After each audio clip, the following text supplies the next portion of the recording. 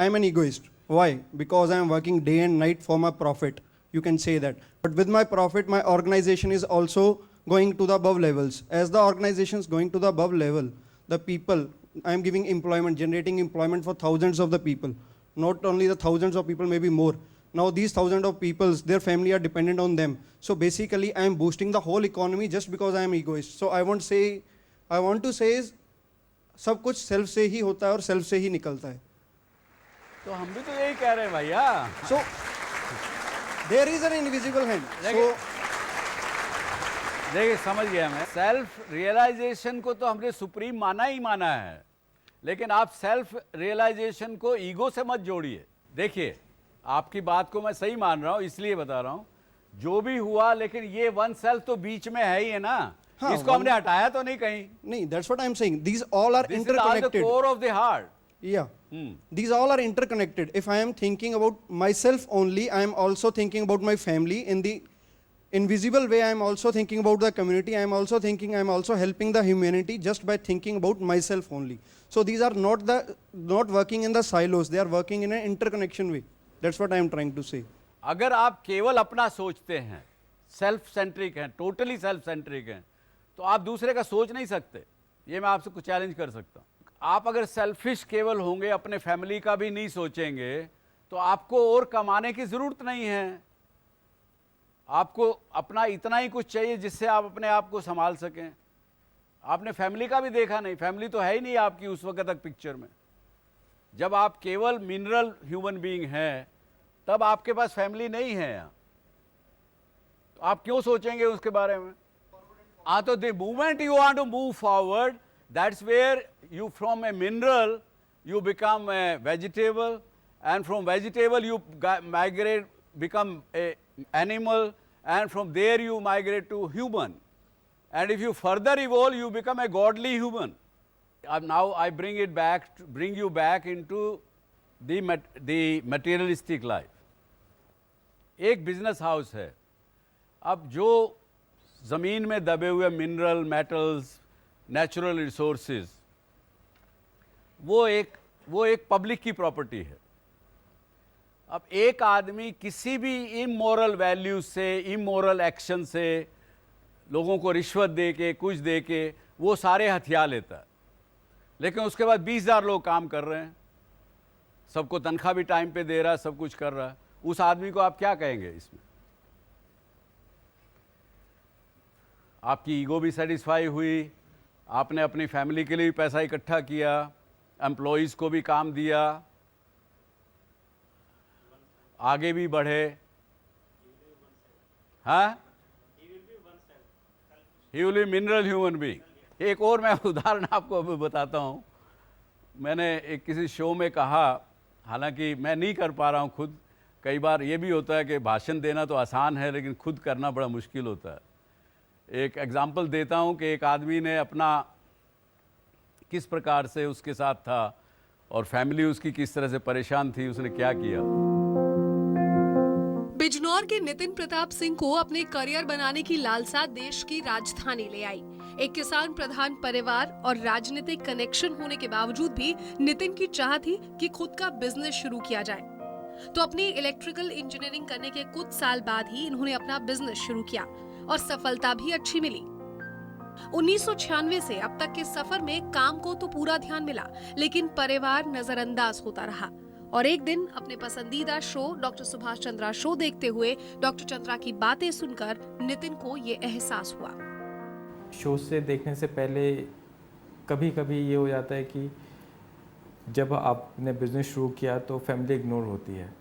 उस शो को देखने के बाद ये भी समझ में आया कि family should be one of the priority, क्योंकि उसके लिए सिर्फ और सिर्फ आप हैं, आपके लिए तो बहुत लोग हैं. वो कहीं ना कहीं मैं चेंज कर रहा हूँ अपने आप को to prioritise family also as one of the priority, जो कि सर के शो में सुनने को मिला. अब नितिन अपने काम के साथ साथ परिवार के लिए भी समय निकालने की पूरी कोशिश करते हैं. यही नहीं, डॉक्टर सुभाष चंद्रा शो से इन्हें अपनी जिंदगी के कई पहलुओं को सुधारने की हिदायत और रास्ता दोनों ही मिले हैं. जो सर हमेशा कहते हैं कि टाइम मैनेजमेंट, कोशिश करता हूँ. घर पे तो मैं बहुत लेजी हूँ, बट बिजनेस में मैं कोशिश ये करता हूँ कि टाइम मैनेजमेंट के नाम पे चीज़ें मैं कभी कस्टमर से बहुत ज़्यादा एक्सक्यूज़ ना मांगूँ। एग्जीक्यूशन में जो हमारा हम कॉन्ट्रैक्टिंग करते हैं उसमें हम कोशिश करते हैं कि बिफोर डेट्स डिलीवर करें। कहते हैं ना कि इंसान को जीवन में सीखना बंद नहीं करना चाहिए। लगता है नितिन इस बात पर पूरी तरह यकीन करते हैं और यही वजह है कि वो हर इंसान से कुछ न कुछ सीख लेकर खुद को और भी बेहतर बनाने की मुहिम में जुटे हुए हैं। निवृत्ति मोहन, जी media, Delhi.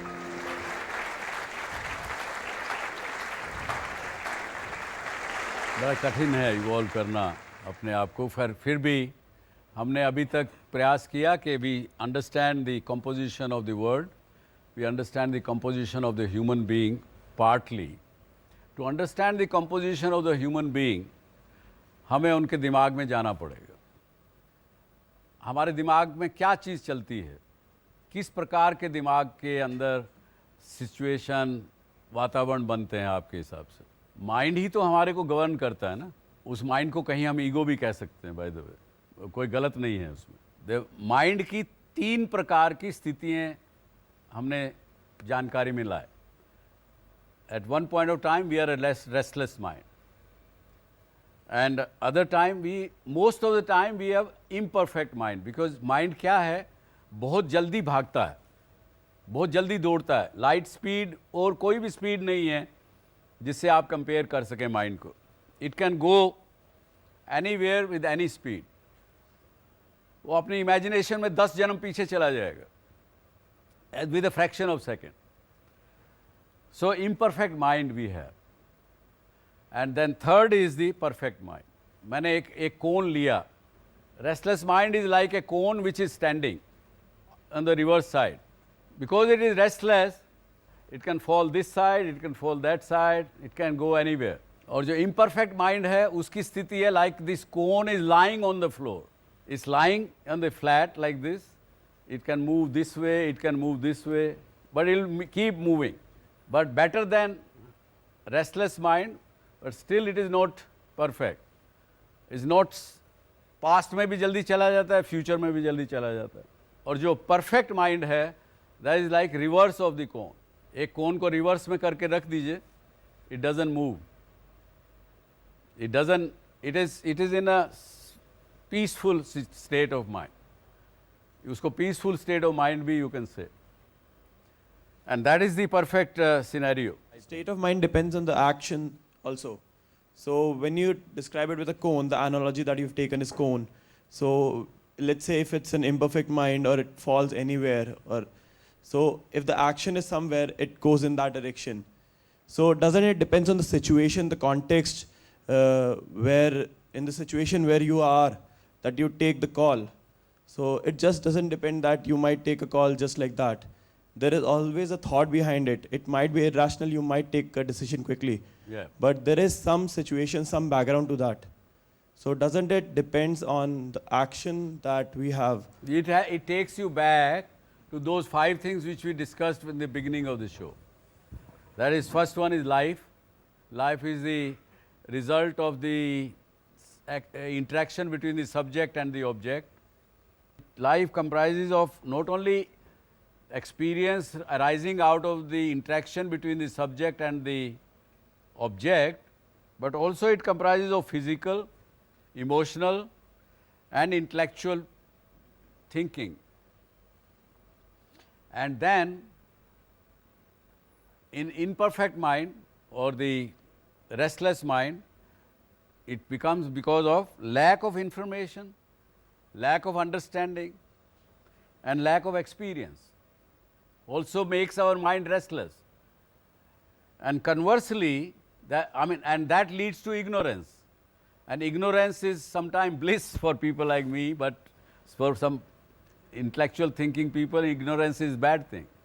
The abundance of information, abundance of understanding, abundance of experience, which was lack of that was leading to us to ignorance. Here the abundance of information, understanding, experience, they bring wisdom to us. And the wisdom makes the peaceful mind or the perfect mind. So then the life we have discussed, then the code of living. We discussed a little bit earlier that it is my own beliefs, my family and samaj ka belief, then belief of which the somewhere somebody might have said for the human beings, चाहे वो किसी ने गीता से लिया, किसी ने Bible से लिया, किसी ने कुरान से लिया, कहीं से भी लिया. That is another way, and those things put together makes a code of living. Code of living में मेरे जो एक्सपीरियंस में उतरा वो मैं आपसे शेयर करता हूँ. और प्लीज़ डोंट टेक इट कि आप जो बिलीव करते हैं उसको उससे मेरा कोई कन्फ्लिक्ट है. मैं ये मानता हूँ कि जो देने में आनंद है वो लेने में नहीं है. सोरो और misery versus happiness, love versus hatred, knowledge versus ignorance. So I am saying my way of thinking, code of living, right code of living is in giving, in happiness, in love and in knowledge.